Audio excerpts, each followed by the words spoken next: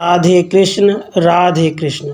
श्री महादेव जी बोले, हे पार्वती, जिस समय मेघनाथ हनुमान जी को ब्रह्मपाश में बांधकर ले चला और वे लंकापुरी को देखते हुए भयभीत की भांति चले, उस समय पूर्ववासी राक्षस जो चारों ओर तमाशा देखने आए थे, वे क्रोधित हो हनुमान जी को कुछ कुछ कहने लगे। इधर यह ब्रह्मपाश हनुमान जी को क्षण भर स्पर्श करके ब्रह्मा जी के वरदान से शीघ्र ही लोप हो गया, परंतु हनुमान यह जानकर भी अपना मुख्य कार्य साधने के लिए उन थोथी रस्सियों में बंधे हुए चले गए। उस समय मेघनाथ सभा में बैठे हुए रावण के सामने हनुमान जी को खड़ा करके कहने लगा, मैं इस वानर को ब्रह्मपाश में बांधकर ले आया हूँ। इसने बड़े बड़े असुरों का संहार किया है। हे आर्य, इसलिए मंत्रियों के साथ सलाह करके जो उचित हो सो करिए, क्योंकि यह ऐसा वैसा साधारण बंदर नहीं है। फिर रावण पवन पुत्र को देखकर अपने आगे काजल के पहाड़ के समान बैठे हुए प्रहस्त से कहने लगा, हे प्रहस्त, इस बंदर से पूछो तो सही कि यह क्यों और किस काम के लिए आया है, और क्यों इसने अशोक वाटिका को उजाड़ डाला, और क्यों इसने बलपूर्वक हमारे राक्षसों को मार डाला। फिर प्रहस्त ने कहा, हे वानर, तुझे किसने भेजा है? तू डर मत, जो कुछ बात हो महाराज के सामने कह दे। फिर हनुमान जी ने त्रिलोकी के कंटक राक्षस रावण शत्रु को देखकर प्रसन्नतापूर्वक और मन में बारंबार राम जी का स्मरण करके रघुनाथ जी की सुंदर कथा कहना आरंभ किया। हे देवगण के शत्रु, अब तो साफ साफ सुन ले, मैं घट घट निवासी सब जगत के स्वामी उन रामचंद्र का दूत हूँ, जिनकी भार्या को तू अपने नाश के लिए ऐसे ले आया है जैसे पवित्र हवन की हवि को नीचा कुत्ता भागता है।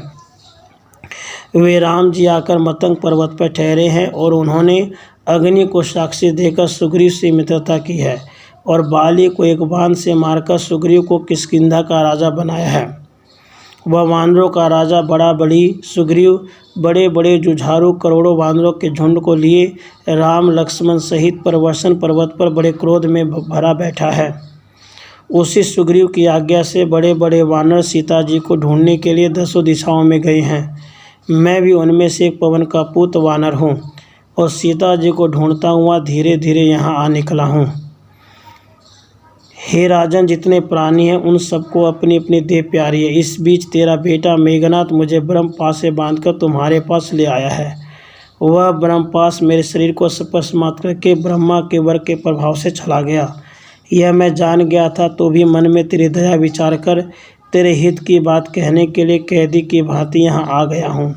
हे रावण, ज्ञान से संसार की गति को विचार देख राक्षसी बुद्धि को छोड़ दे, क्योंकि दैवी गति संसार में छुड़ाने वाली है। उसी को ग्रहण कर, उसी से प्राणी का हित होता है। तू ब्राह्मण है, उत्तम वंश में तेरा जन्म है, पुलस्त्य की संतान है, कुबेर का भैया है। जो देहात्मक बुद्धि से देखे तो भी राक्षस नहीं है और आत्म दृष्टि से देखे तो भी राक्षस नहीं है। शरीर, बुद्धि और इंद्रियों से उत्पन्न हुए दुखों के समूह तुमको नहीं होते हैं, क्योंकि ये चित्त के धर्म है, और न तू उन दुखों के आश्रय है, क्योंकि तू निर्विकार है। मैं सत्य कहता हूँ कि तेरा स्वरूप निर्विकार है और विकार का कारण अज्ञान मिथ्या है, क्योंकि वेद में आत्मा को अद्वितीय कहा है।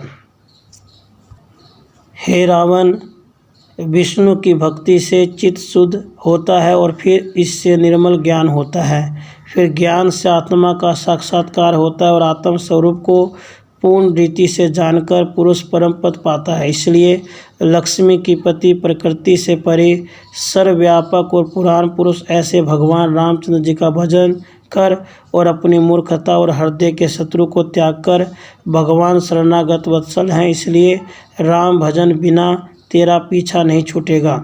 सीता जी को आगे करके पुत्र बांधव सहित राम को नमस्कार करते ही तू भय से छूट जाएगा। घट घट के निवासी, सर्वदा सुखराशि, द्वैत भाव से विनाशी ऐसे परमात्मा रामचंद्र जी का भक्ति से बिना ध्यान किए पुरुष दुख की तरंगे जिसमें उठ रही है, ऐसे संसार रूपी समुद्र से कैसे पार कर सकता है। और जो तू मेरा कहा मानेगा और अज्ञान रूपी अग्नि से जलते हुए अपने अंतःकरण की रक्षा न करेगा और अपने किए हुए पर हस्त्रीहरण, ऋषिवध आदि पातकों से अधोगति पावेगा और सपने में भी तेरी मोक्ष न होगी। अपना शत्रु आप ही मत बन। राक्षस रावण हनुमान जी के अमृत समान स्वादिष्ट वचन सुनकर उन्हें सहन न कर सका और बड़े क्रोध से लाल लाल आंखें निकालकर हनुमान जी से इस प्रकार बोला मानो उन्हें भस्म कर देगा। हे नीच, तू मेरे सामने डर की भांति कैसे बकवास कर रहा है? तू बंदरों में महानीच और दुष्ट बुद्धि है। अरे यह राम है कौन है और सुग्रीव कौन सा वानर है? मैं सुग्रीव सहित इस नरों में नीच राम को मार दूंगा।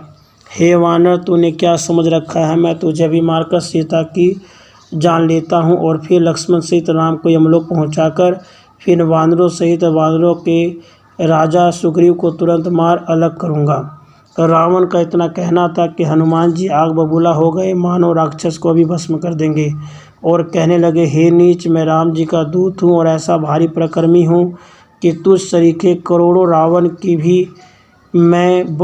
रावण भी मेरी बराबरी नहीं कर सकते। हनुमान का यह वचन सुनकर रावण ने क्रोध कर एक राक्षस से कहा, यह बंदर पास खड़ा, इसे मारकर टुकड़े कर डाल, जिसमें मेरे मित्र और मेरे बंधु बांधव सब राक्षस देख लें।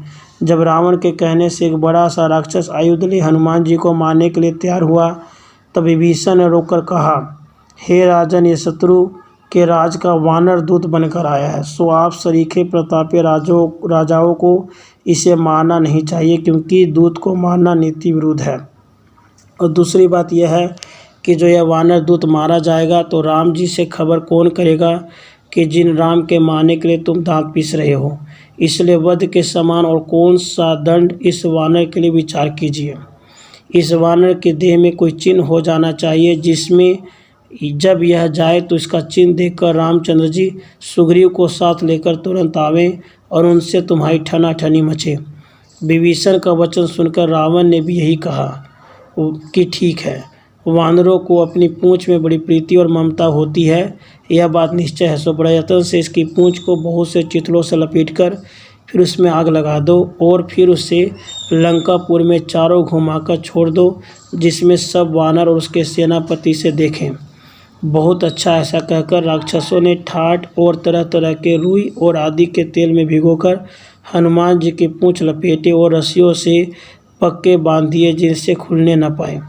फिर बड़े राक्षसों ने हनुमान जी को बहुत सी रस्सियों में दृढ़ बांध उनको पकड़ लिया और वह पूंछ के सिरे पर आग की चिंगारी दिखाकर ढोल बजाते हुए घुमाने लगे।